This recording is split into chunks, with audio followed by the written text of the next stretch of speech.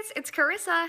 Today is Tuesday, October 13th, 2015, and I need to make a pregnancy update video before I am no longer pregnant.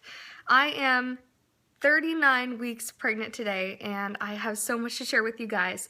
I haven't done an update since 21 weeks, and there's a lot that has happened in the last couple months. So I made a little list, and I'm just gonna go right down the list. So the first thing I want to talk about is something that I wondered when I was trying to conceive.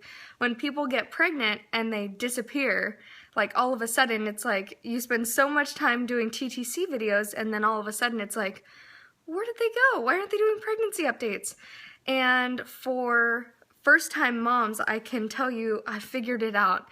It's because you're researching other things all the time, or you're resting. In the first trimester, you definitely sleep comes before making videos. You just like fall asleep all the time.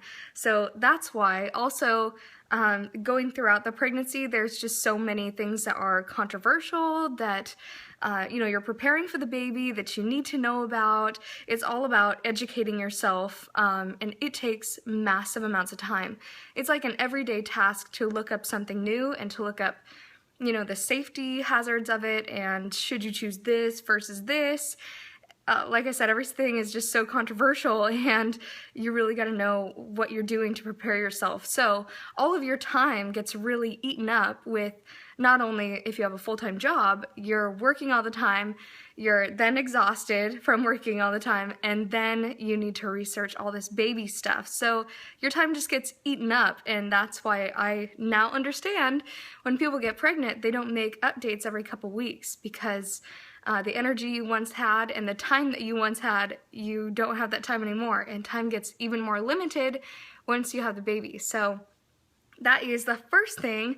The second thing is the controversial things, and I didn't really realize how controversial things were and how much people want to tell you their opinions on things, like vaccinations, that is a big one, breastfeeding versus formula, circumcision, if you're having a boy, circumcision versus uncircumcised, cloth diapering versus diapering, what kind of car seat you're going to use, how, like every single product, every, like bottles, pacifiers, are you going to use pacifiers or should you not be using pacifiers? It's, everything is just so controversial, and everyone has their opinion on everything these days. So it's a lot to talk about when your mommy friends, you and your mommy friends are around, but it's a very kind of judgmental, let me tell you all about my opinion about it, and if you don't know what you're talking about or you are not educated in that subject, they will surely fill you in. So it's really surprising, and it's not something that's always very pleasant, but sometimes there are things that you'll want to know, and I've learned a lot from my mom friends, like whoa. Some are a little bit more forceful than others, and some are just like, hey, this is my idea, take it with a grain of salt, it might work for you and it might not. I much prefer those, opinions versus the, well, we would definitely not do the other one. We would do this for these specific reasons, and let me tell you if you don't know every one of those reasons. So there's two different types of moms, and I do not so much appreciate the ones that shove information down your throat when you are clearly not interested in hearing their opinion. You would rather go do the research yourself and make your own decisions. There's also controversy about old school thinking versus new school thinking.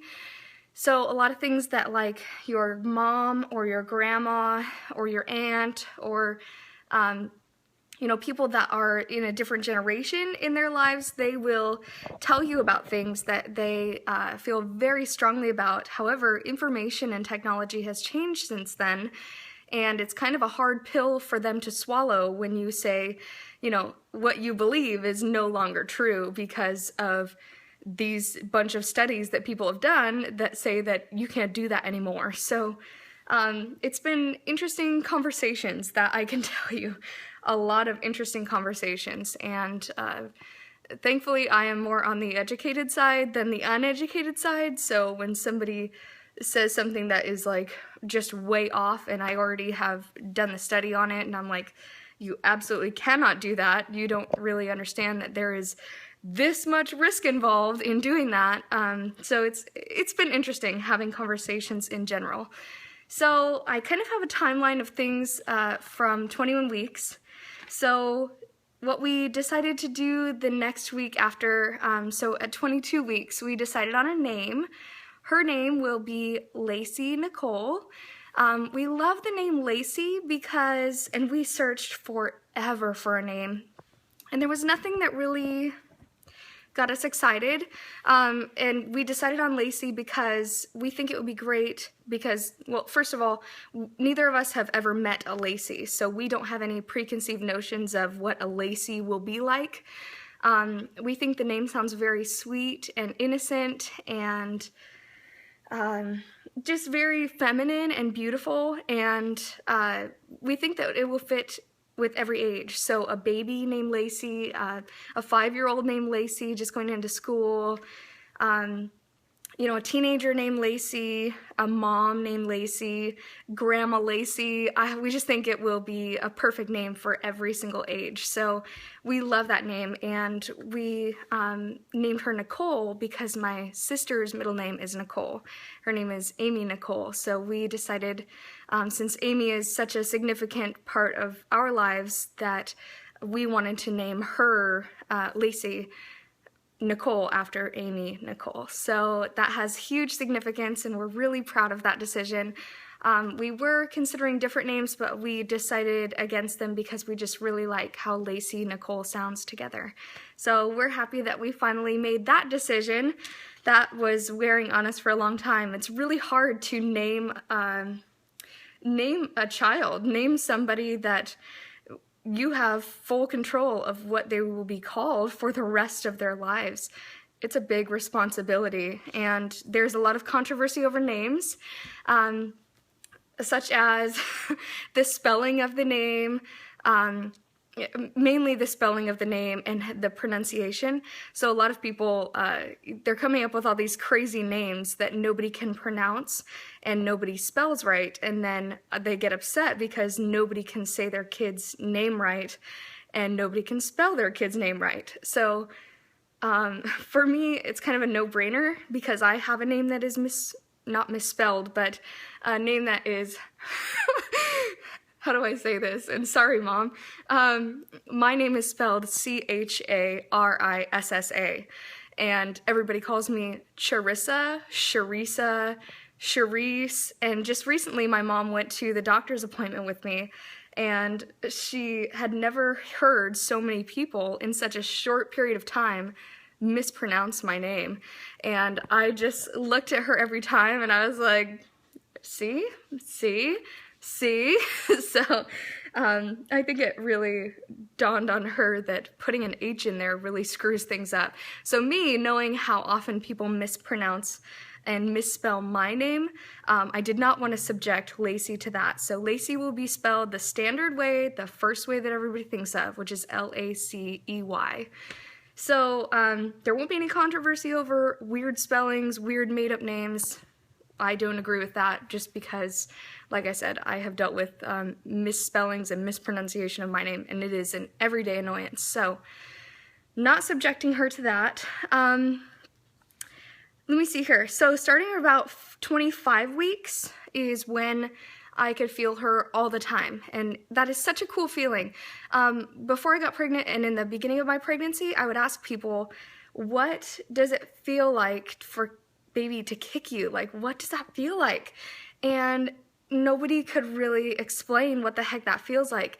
And now I understand why, because it is really hard to explain how baby kicks feel.